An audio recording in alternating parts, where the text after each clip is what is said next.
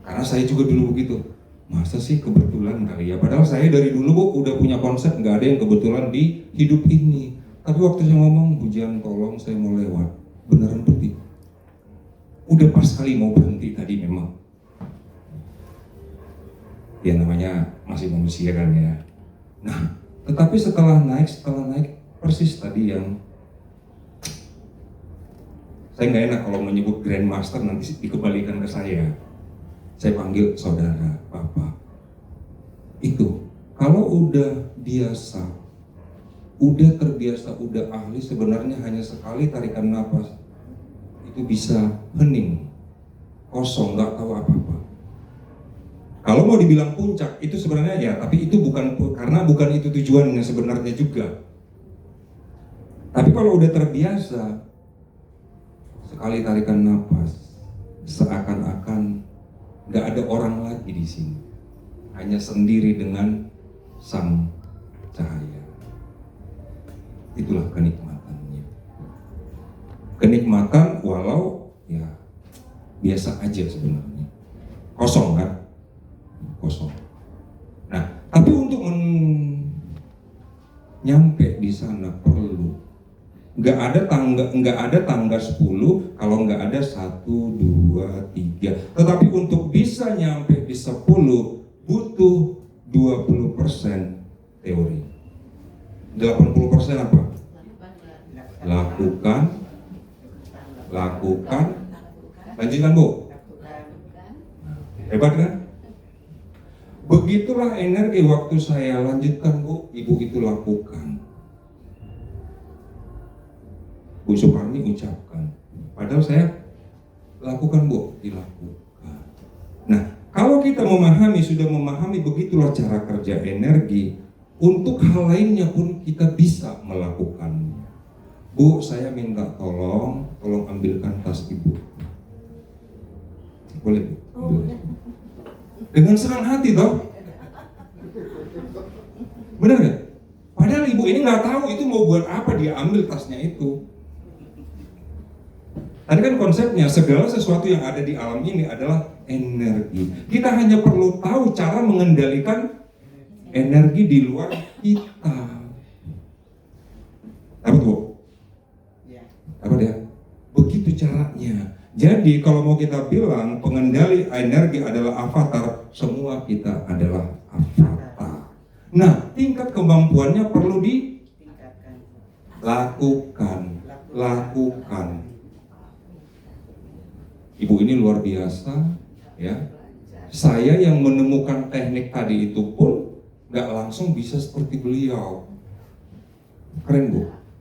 Saya juga baru belajar. Menurut saya Bu keren. Begitu masuk langsung merasa cakranya semua menyatu, itu keren banget. Kalau ditingkatkan lagi Bu, jangan-jangan Ibu bisa langsung merem, langsung nyampe di Pura Besaki atau langsung nyampe di puncak Gunung Agung.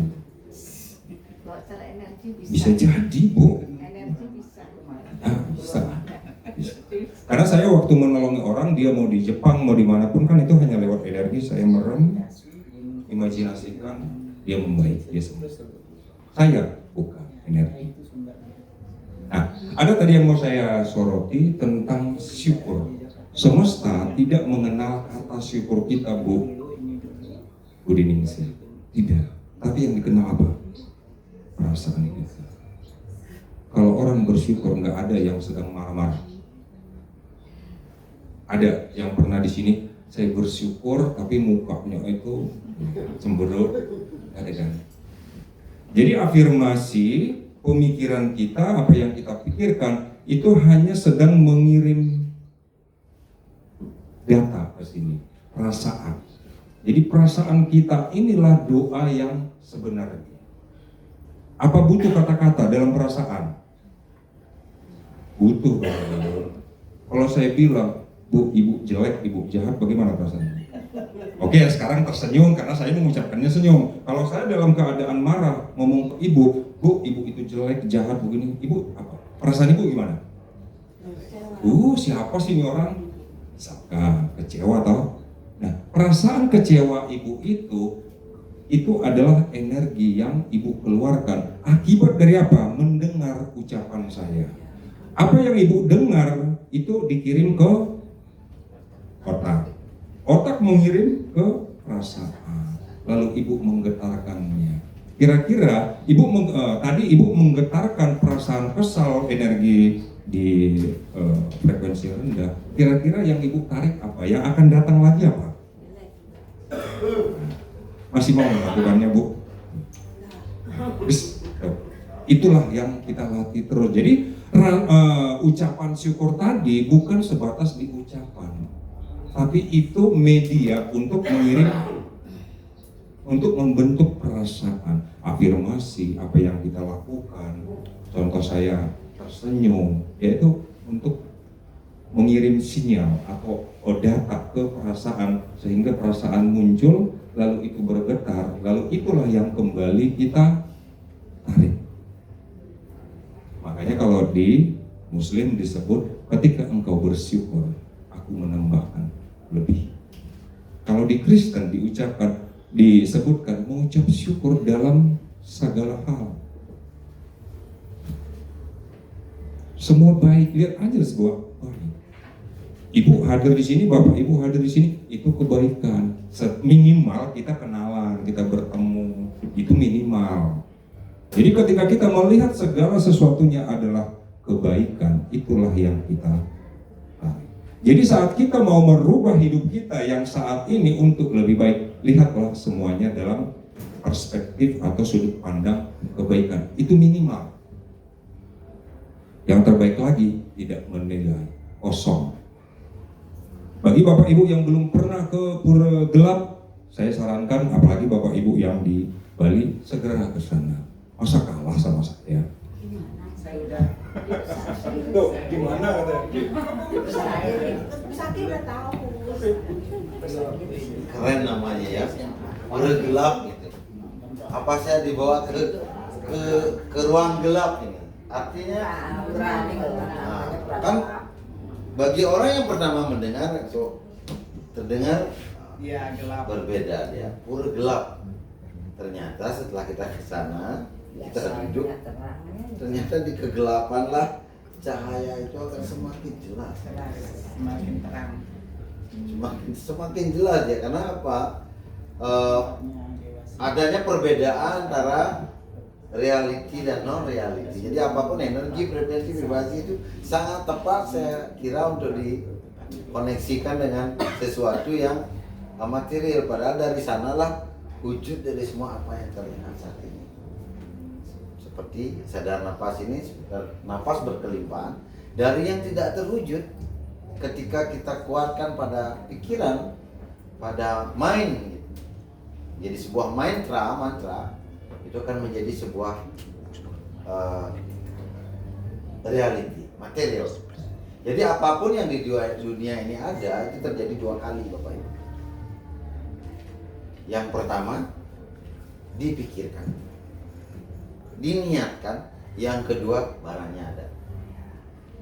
Manifestasi. Jadi saya gimana sih caranya duduk gitu? Hanya dipikirkan bagaimana bentuknya, akhirnya dibuat. Jadi dua kali terjadi, tidak sekali. Handphone, baju, jadi di set ya. Jadi kekuatan pikiran itu yang terjadi. Sudah bisa lanjutkan, Pak? Masih ada waktu. Baik. Yang mau ini, mau Testimoni. testimoni. Yang ada lagi yang mau Pertanyaan. testimoni atau pertanyaan mungkin? Silakan Bu. Terima kasih atas waktunya. Om Swastiastu. Assalamualaikum warahmatullahi wabarakatuh. Terima kasih Wastika yang sudah mengajak kami ke sini. Ini testimoni karena kami baru pertama kali ikut Jogja RSN. Kalau untuk yang kami sadari untuk cakra sudah bisa membayangkan. Untuk yang warna putih, warna-warna itu bisa. Untuk di cakra dasar, kami merasakan ada sensasi panas dari tulang ekor sampai ke pinggang. Itu apakah karena reaksi ini kan ada sakit yang di sini, apakah memang itu reaksi dari kita menghidupkan cakra dasar itu, apakah memang seperti itu? Terus ada pergerakan, memang nafas kadang masih agak tersengal berhenti di sini. Memang sudah belajar untuk menyadari, sadar nafas itu. Nah, itu saja. Terima kasih. Santi. Yang pertama Bu, pada saat acara-acara seperti ini maupun online, sebenarnya kalau mau dibilang meditasi, saya nggak meditasi karena saya kerja, nggak booster energi. Nah, jadi yang pertama nih, efek dari energi energi Tuhan yang saya niatkan untuk kita semua yang hadir di sini. Nah, biasanya, jadi energi ini kan super cerdas. Dia akan mencari mana titik yang sangat butuh untuk dibenahi pada saat kita mengakses atau memasukkan atau mengaktifkan energi itu. Nah, jadi yang Ibu rasakan tadi itu sangat bagus, tinggal Ibu lanjutkan. Jadi kemarin saya sebutkan begini, sebenarnya ada satu kitab ada yang sangat perlu kita pelajari, kita pahami, kita mengerti apa itu.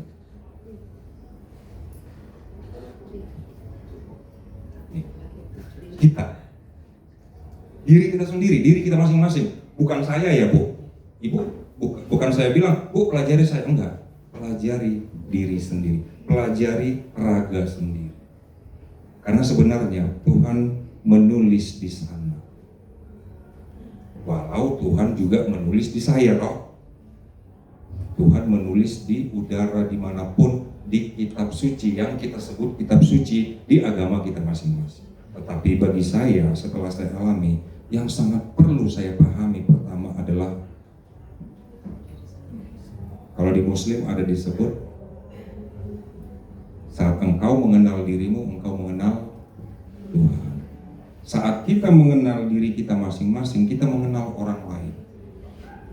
Kenapa sama toh? Sama, baju kita aja yang beda Bu. Baju Ibu lebih bagus, baju saya bagus banget. Hanya itu aja bedanya. Ini dibuat di Jogja, baju Ibu mungkin dibuat di Jakarta. Hanya berbeda di situ.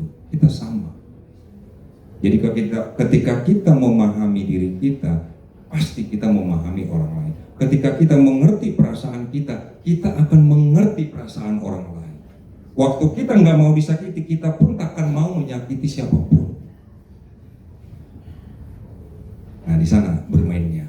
Jadi yang Ibu rasakan tadi, semua yang kita rasakan bagus, tetapi itu sebenarnya hanya di bawah. Nah, mari naik terus, napas. Rasakan, sampai sangat ahli kita menikmati napas itu. Sampai kayak saudara kita di belakang sana, nggak tahu apa-apa. Itu leluhur, itu yang leluhur kita lakukan, mereka bisa duduk diam. Tanda kutip, bengong. Berhari-hari, bahkan berbulan-bulan, nggak makan, nggak minum, lalu kok hidup? Nah itu, lakukan sendiri, kita bisa menikmatinya masing-masing. Bersama temannya, sebenarnya beliau ini pendaki. Nah kemudian dalam perjalanan berlima, yang sampai di Kailas itu cuma 2 orang, sisanya mereka berhenti di pinggang Kailas. Yang cerita ini adalah anaknya, anak si pendaki, seorang wanita. Secara video dia. Anehnya ketika ayah saya kembali dari Kailas, dan beliau ini nggak ada kayak kita kan mengakses energi, bukan, beliau murni pendaki. Begitu kembali, anehnya semua tikus, semua kecoa, semua binatang kecil itu dalam sehari pergi. Padahal waktu bapaknya berangkat Kailas, rumahnya penuh dengan itu. Ketika kembali dari Kailas, begitu bapaknya tidur sehari, semua binatang itu dicari nggak ketemu sama sekali. Bagaimana saya mengatakan diri saya nggak percaya tentang Tuhan dan tentang energi? Nah itulah yang dilakukan Bang El ketika melakukan perjalanan. Beliau mengkoneksikan energi itu untuk kita ikut bersama-sama untuk melakukan sadar nafas ketika beliau ada di sana. Dan kemarin juga saya secara kadang saya tidak sadar melakukan itu. Jadi saya suruh Bang El sudah sampai di sini, silakan pasang modemnya Bang El. Jadi artinya ketika beliau sudah mengunjungi sebuah tempat, beliau tanpa ke sana beliau sudah mampu mengakses energi itu dan kemudian diracik menjadi sebuah energi yang luar biasa untuk bisa dibagikan kepada sahabat-sahabat di RSN. Dia sering bilang beliau bukan siapa-siapa, beliau cuma dianugerahi kesempatan untuk mengakses energi Tuhan dan kemudian kita diajak untuk ikut bisa mengakses energi itu secara mandiri di kemudian hari ataupun masih dibantu oleh Dia. Dan kemudian suatu hari dari ibu yang seperti moto kita yang dari sakit kemudian menjadi sakti, mampu menyembuhkan adik kita, anak kita, tetangga kita, melindungi rumah, melindungi anak istri dengan mantra kekuatan pikiran dan afirmasi. Kemudian tinggal duduk menyadari nafas. Tepuk tangan buat Bapak Ibu dan juga Bang El. Baik, mungkin waktu makan siang kita sudah. Kebiasaan kalau bicara pasti ngomong. Oke. Gimana, Pak? Saya masih penasaran dengan warna-warna tadi. Apakah warna itu penting? Di misalnya di cakra dasar warnanya apa tadi? Merah. Saya tidak bisa mewujudkan sama sekali warna. Terus ada triknya nggak? Mewujudkan warna, memunculkan, membayangkan gitu. Tapi saya selalu membayangkan ada warna ungu saja. Ungu. Terus naik sedikit ke prana juga saya tidak bisa melihat warna yang disampaikan tadi. Sampai seterusnya yang ada di sini di cakra mata ketiga, saya melihat beraneka warna. Baik. Memunculkan beraneka warna, kemudian pada saat saya melakukan hening tadi itu, sadar nafas itu, saya merasakan badan saya ringan. Cuman saya satu-satunya tidak bisa memunculkan warna-warna itu. Itu aja, saya penasaran dengan warna itu. Baik Bu, tadi saya sudah sampaikan Bang El tidak pernah membuat kita itu menjadi sangat sulit untuk melakukan sadar nafas. Ya, kalau memang sebenarnya di ajaran yang murni cakra bukan saja warna, bahkan posisi tangan pun ada sesuai dengan cakra dan ada aksaranya di sana. Jadi kita tidak perlu repot dengan itu Bu. Yang perlu Ibu fokuskan, kalau Ibu nggak mampu membayangkan warna, bayangkan tempatnya saja. Dan Ibu sudah tahu pintar tadi. Di prana katanya apa? Kita tahu. Bayangkan aja tempat itu. Cukup sambil menyadari nafas. Lama-lama Ibu akan sakti menyembuhkan diri Ibu sendiri. Yakini itu. Tidak perlu harus warna. Jangan repot. Yang penting Anda sudah tahu titiknya di mana. Selesai. Sadari nafas. Bahkan kalau nggak tahu titiknya di mana, ada cara yang sangat gampang, sadari nafas. Paling gampang itu. Tuh, dijawab. Jadi nggak usah dipikirkan lagi titiknya, sadar nafas saja. Karena apa? Smart energy. Biar nggak kesadaran itu sebenarnya sangat tinggi. Ya, Silakan Pak. ya terima kasih Pak. Saya mau tanya satu aja. Saya lihat di baju Bapak itu sama Pak L ada simbol burung. Apa ada kaitannya dengan RSN ini? Mohon penjelasannya. Terima kasih. Luar biasa pertanyaannya ini. Ya. Mempertanyakan logo. Mempertanyakan logo. Pesanan Saya apa? sendiri belum pernah mempertanyakan ini. Jadi saya lihat, oh saya suka ini burung gitu kan. Jadi kemarin Bang El juga saya ajak sembahyang ke Batu Madeg, ya tempat istananya Dewa Wisnu ya. Saya bilang, Bang, sebelum kita ke Pura Gelap, penataran kita ke Batu Madeg dulu. Oh gitu ya, itu feeling saya gitu. Jadi ternyata beliau cerita, tapi saya sedikit saya dengar, saya memang dalam perjalanan itu ada perjalanan memang ada kedekatan dengan Dewa Wisnu. Oh saya itu finik, saya itu finik. Saya dalam hati ketawa. Simbol ini adalah sebenarnya ada kedekatan dengan beliau gitu. Dan saya tidak ada pertanyaan lagi. Beliau menemukan simbol ini. Yang saya pikir apa? Bahwa burung ini adalah simbol dari freedom, kebebasan. Melepaskan diri kita semakin tinggi dan naik. Maka kita bicara finik. Jadi sebenarnya jiwa-jiwa yang terkungkung di dalam sebuah tubuh ini, ayo kita lakukan sadar nafas agar bisa terbang setinggi-tingginya. Dan burung Garuda adalah burung yang paling utama dan mampu terbang lebih tinggi lagi. Mungkin dari Bang El bisa ditambah. Nanti izin saya tambahkan, kita mari sekarang tepat jam 12 di sini ya. Mari ambil posisi serileks mungkin.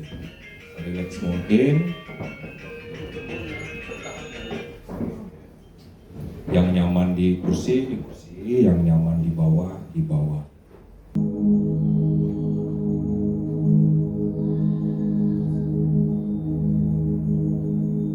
Dalam imajinasi,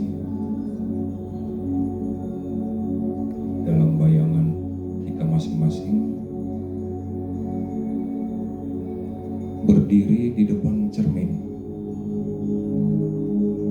Dalam imajinasi atau bayangan, lihat Anda di depan cermin. Perhatikan wajah Anda. Perhatikan tubuh Anda. Tersenyumlah ke orang yang ada di cermin, yaitu diri kita masing-masing.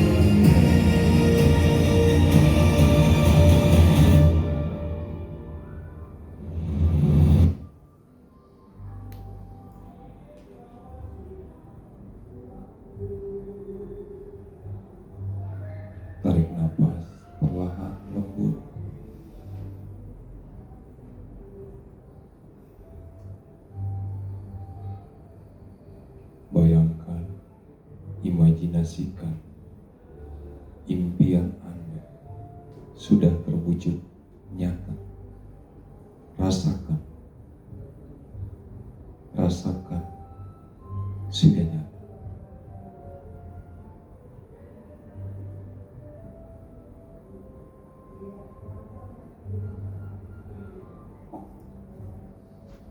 Terima kasih kepada Bapak Ibu semua, luar biasa, semakin ganteng, semakin cantik, keren. Bapak Ibu, ada pertanyaan yang luar biasa tentang ada yang menyebutnya Garuda, Raja Wali, Phoenix. Seperti yang saya bilang, nggak ada kebetulan yang terjadi di hidup ini. Waktu saya luhur ke Busuk Buhit, ada burung yang datang terbang di atas saya. Waktu itu saya merasa sangat kesepian, merasa bodoh, ngapain naik ke gunung seorang diri, panas terik, air minum yang saya bawa benar-benar ini, mereknya pun ini. Saya jalan hanya pakai kaos putih polos, kan belum ada ini. Ya kayak gini, kira-kira kayak gini penampilan saya. Naik gunung bawa air minum segini.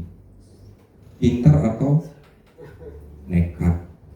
Gak tahu, medannya gak tahu. Saya naik. Habis, baru sejam panas terik. Habis, saya duduk. Saya lihat ke bawah, udah lumayan soalnya. Saya ngomong ke banyak teman, saya pulang ke tanah leluhur, naik gunung. Pulang, aduh malu. Saya gengsi dengan jenis kelamin saya. Saya lihat ke atas, masih jauh. Air minum udah gak ada. Lalu saya bilang gini, Tuhan, aku ngapain sih di sini?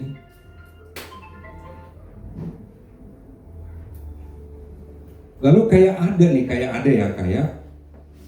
lihat ke atas kira-kira gitu. Kok ada burung dekat banget sampai saya bisa lihat warna paruhnya. Itulah kisah awalnya. Lalu waktu itu benar-benar saya cari foto atau gambar.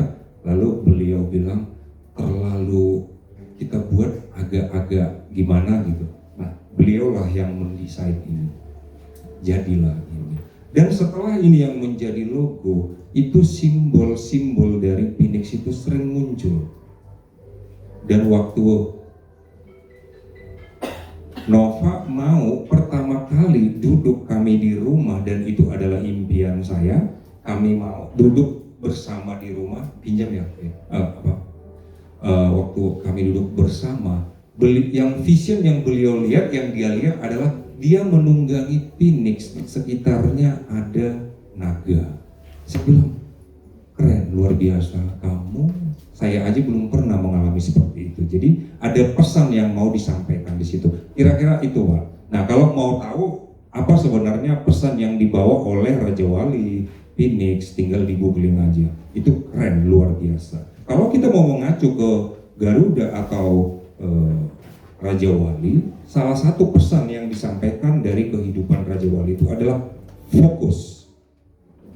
Fokus. Yang kedua adalah Raja Wali itu kalau dia sudah fokus pada mangsanya atau buruannya, itu dia nukik sangat cepat dan cengkeramannya. Jadi kalau kita sudah fokus pada satu hal yang menurut kita sangat baik, sangat kita butuhkan, kuatkanlah semua, arahkanlah semua energi, pikiran, perhatian, waktu, tenaga ke hal itu. Pasti sukses, itu udah hukum. Tetapi kalau pikiran kita bercabang-cabang, Raja Walinya udah dapat tuh, mangsa udah dia lihat, lalu dia kesana fotoan, selfie, kira-kira nyampe nggak? Mangsanya udah kabur. Kira-kira itu pesannya. Pesan yang kedua yang saya dapati adalah sekitar untuk dia kan menjadi tua, lalu sekitar setelah umur 40-an, kalau dia mau hidup, kalau dia mau lanjut hidup, dia perlu menyendiri ke gunung atau kemana, lalu dia bertransformasi, ganti semua. Dia copotin semua, sampai paruhnya, semuanya, kukunya dia copotin. Kenapa saya sangat senang dengan pelajaran itu? itulah yang saya alami. Saya harus